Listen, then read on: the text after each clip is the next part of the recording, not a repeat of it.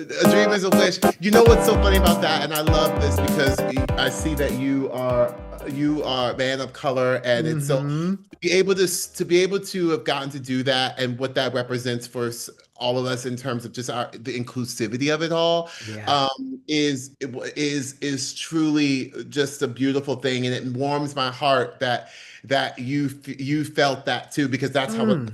that's exactly what I felt when I was singing. It was just like it's just the wonderment of it all, and that we can do it too, and we can be a part of it and Yes. belong. So Yes. Well, you know what? Well, thank you for that wonderful work, and I mean it. It's heartfelt. Every time that commercial comes on, it literally. I think the beauty of it too is your voice. Your voice is transcendent of. There's no ethnicity. There's no race. It's just this beautiful voice that speaks to everyone. Because we can get out there and be like, "A dream is your heart." You could have Jennifer Hudson did. You know what I mean? But you did. So.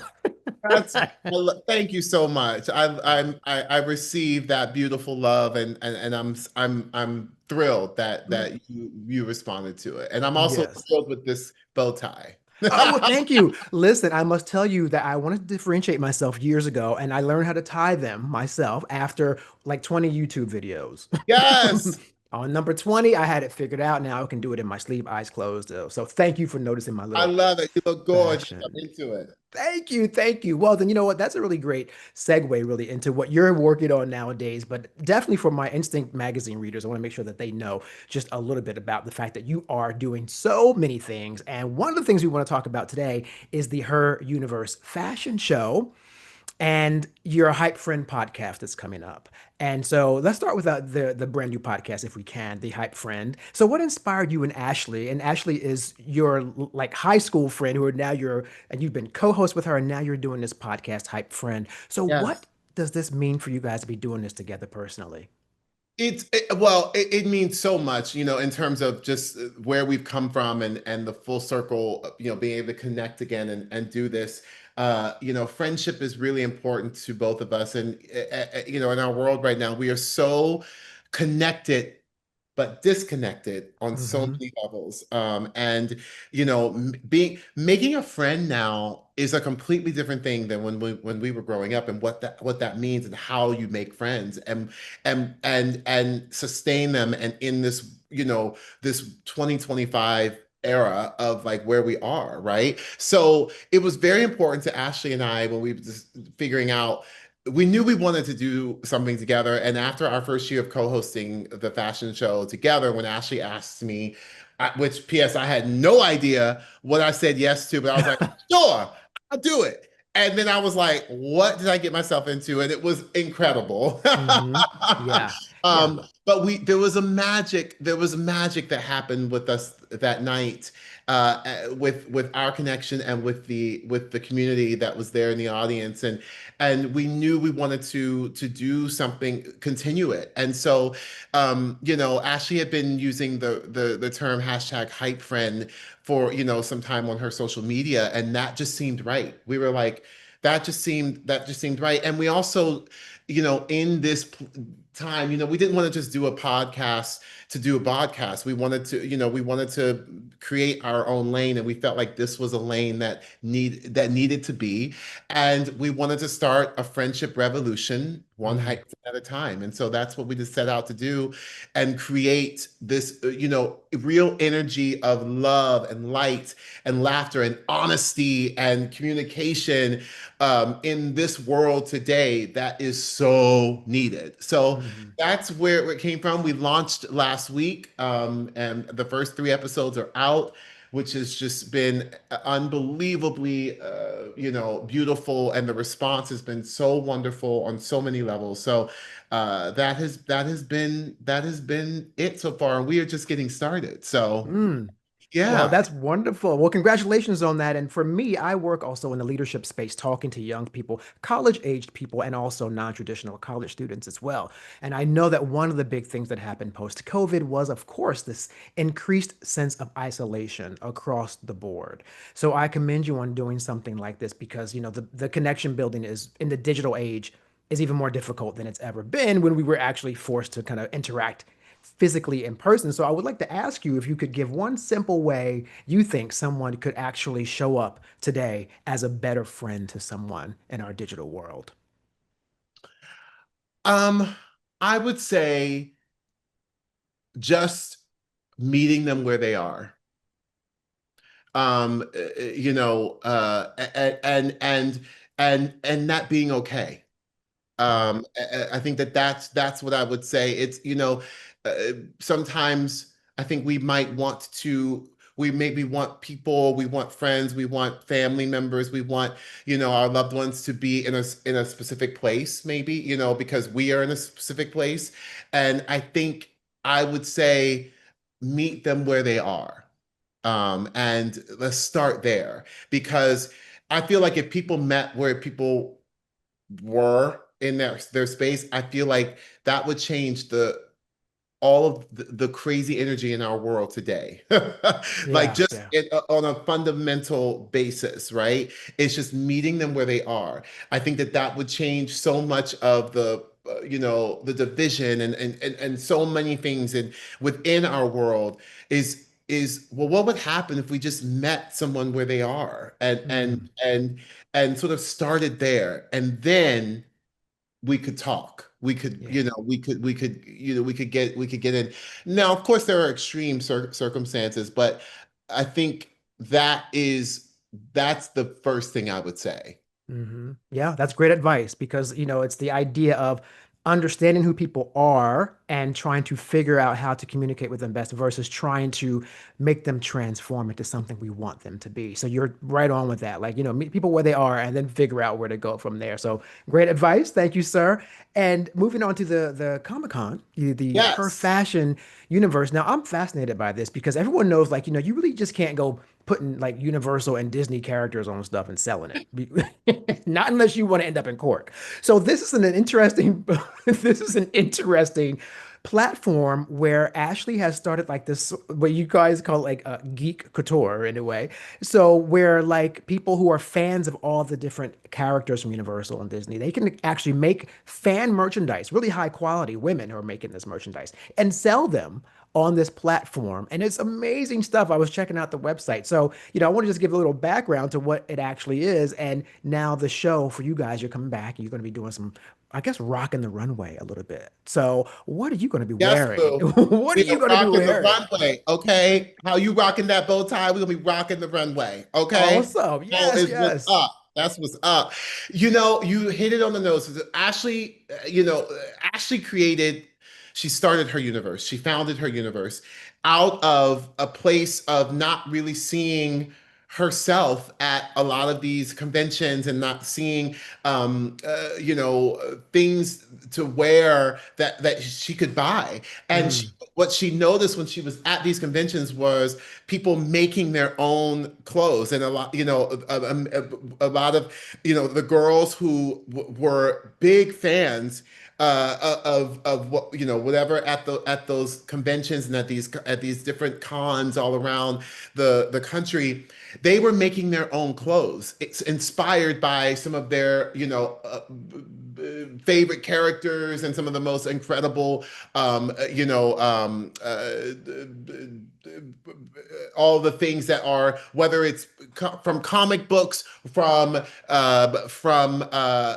series, animated series, whatever it is from the comic mm-hmm. world. And Ashley was like, why aren't we doing that? Like, let's do it. And that's how it sort of was born. And it blew up because there was a lane and she dared to defy, which is, the theme of this year. She defied expectations and she just did it and created her lane unapologetically. And so that's where this came from. And the fashion show has become this iconic event that really opens, starts Comic-Con off every year. The designers get to design the most insane looks that everybody can be inspired by and do and wear and play with and kind of like sit in this sort of like on the line of of fashion and geek couture and pop culture and all that. And so that's where it came from. And it is unbelievably mind-blowing, I believe, and in terms of what you can do with fashion when you're inspired and when you literally unapologetically say, I'm just going to do me. Yes, and in Ashley's case, again, I have to shout out that it's also amazing that then built someone built a lane for these people, for these women to come in and do these great designs and different sort of merchandise lines. Because I was looking at some of them and they're really talented designers. Like this is not someone just like, oh, I'm going to slap a logo on a water bottle. Like, Oh, these are like skirts and dresses and designs and costumes and cloaks and coats. I was like, these are some talented people and all legally able to utilize these characters because the platform has already kind of taken care of that on the back end. It's really a brilliant idea. yeah, and there are hundreds that apply, and they pick the 25 of them each year, and Mm, it is like the best of the best. I mean, it truly is. That's what's also so incredible about it. And so when you're able to, when someone like Universal says, "Okay, here is our catalog," and you get to design and be inspired by mm. the catalog of all of these incredible entities. That's really exciting that you do not have to worry about, anything but just being inspired by the catalog, Yeah. Yep. Just So creating, just being creative, and let's then create. that's the most important thing to bring to the world. Absolutely. And I know you guys are going to be doing a live Hype Friend podcast episode from the event. And so what's that going to be like? What Yes, can we we are, expect? Corey. Yes. It's the first. It's the official after party for the Her Universe Fashion Show, and it will be our first live podcast. With shooting, recording it live.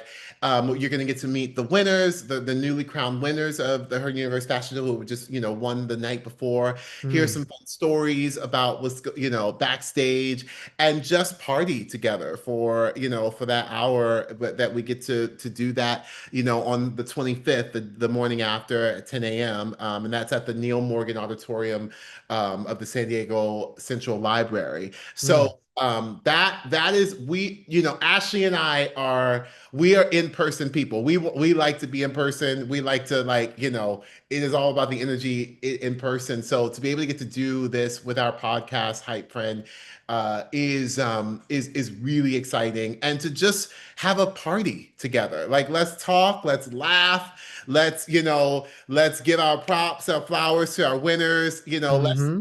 Let's walk. Let's sashay down all of it and just be ourselves together that next morning is really, really exciting. That's terrific. The fans are going to be in for a treat, clearly, obviously. And I know you are doing so many things. I only have you for a few more minutes. So I just want to wrap up actually and talk about some of your next stage moves that are coming up, namely the upcoming production of La Cage aux Folles with Norm Ah, Lewis. Yes, you're going to be doing that one, La Cage aux Folles with Norm Lewis, who's also like an icon of, Broadway, but also TV, and he does a lot of work in general in media. So, what is exciting about this upcoming production for you that's going to make it different from past productions of La Cage? well, thank you for asking about that. I'm beyond excited about it and beyond honored to get to do this production. We will be the first Black Ben and George in a real professional production of La Cage, which is like so monumental on so many levels, especially with this classic musical theater piece and what it stands for. I actually went to college in St. Louis at Webster University, so to get to come back to what is like a second home to me is such a beautiful thing. The Muni is a historic institution. 107. This is its 107th year, Mm, which is insane. 11,000 seats, and to be able to stand there and sing the song of the iconic song that is the anthem, I am what I am, is I don't hold lightly, and I am little Michael James Scott would be would be blown away with this opportunity. And so I'm going to take that opportunity and run with it, and not be afraid to stand in my light, and stand in my chocolateness of it all, and sing this phrase of "I am what I am." Mm. So that's what I'm really excited about. Norm is he's one of our only few Black leading men in the Broadway community for many, many years. He was one of the Black men who I looked up to when I was coming up. And so it is like mind blowing that I'm playing opposite him. That is I'm excited to learn from someone like Norm, and just bring Michael James Scott to it, and also do drag for the first time. I've never done drag. Oh, okay. Well, look, I can't wait to see that because I know you're going to slay. You are I'm going really to. excited about it. I have my heels already. They've already sent me heels. We're working in the heels. I've had makeup tests and wig tests and all the things, and so Oh, it's really, really it's kind of exciting. Also, my goatee will be shaved for the first time oh in my like goodness. 12 years, which is also crazy. I'm like, oh my God. But I'm thrilled. I'm just thrilled with the opportunity, and it means so much Mm, to be able to stand there and do this as a a gay man of color in this world, and that honestly, Corey, to feel that there is a place for me, and that I can stand there and do that, and feel the same that many others who have fought for me to be able to stand there in that light, to do that, um, do justice for them. Absolutely, you're going to be, well, you already are, but moments like this definitely continue to inspire a whole new generation of little young Black theater performers, future theater performers who need to continue to see those role models in those places, need to see you and Norm and Billy Porter and just, my gosh, Audra McDonald. Like they need to see that representation to know that it's possible for them. So Yes. congratulations on that. And it's also the first time I can recall that show being done with two Black leads. I mean, I don't know any other production where that's been a show done with two Black principals in those two roles. So I It think is the that's the first first. time It is the first time. So we were like, oh my gosh. And then in making fact, history. yes, and in fact, the entire family is Black, which is Mm, cool. So the conservative family, and then of our family, it's of color, which is really so, it. What I love about it too, I know we have to go. It's just that it's not. It's yes, it happens to be. I think obviously the magnitude of it being color, but that it's also just that we are of color. You know what I mean? hmm Like that we just are of color. And we are not doing anything to the script. We are we are paying homage to the original script, to the original orchestrations. We get to do the original orchestrations. It's kind of like what happened with Gypsy with Audra playing the iconic Rose. It changed because she is a Black woman saying these words, hmm but the material is still the same. And so I'm thrilled and beyond excited that we get to do the same. It will land differently just because of who we are as Black performers. mm, But we still have the same connection with everyone else, and we can still have a connect with our audience as well, and they can see themselves within us as well. So that's That's terrific. Yes. And I'll just say it also reminds me of Trip the Bountiful as well, when you had Cicely Tyson and Vanessa Williams, and that was a Black cast, but stuck true to the material, which just translated differently because it was a Black family, but the work still prevailed. So, Michael, oh, I'm so sorry it's coming to an end. Maybe Instinct Magazine will have a bigger in-depth interview with you when you have more time. But I just yeah. want to say thank you for letting me speak with you today here and bring your story to our Instinct Magazine. So your joy and your energy are infectious. I'm a fan, and just thank you for being here with me today. Well, thank you. I'm now a fan of Mr. Corey Andrew. for this. Thank you for your lovely interview. I love Instinct. I read Instinct, and I'm so it's to me it's one of the it's one of the iconic publications. So Thank thank you you. for having me on here. I would love to come back and chat sometime, and it is an honor. Thank you, thank you.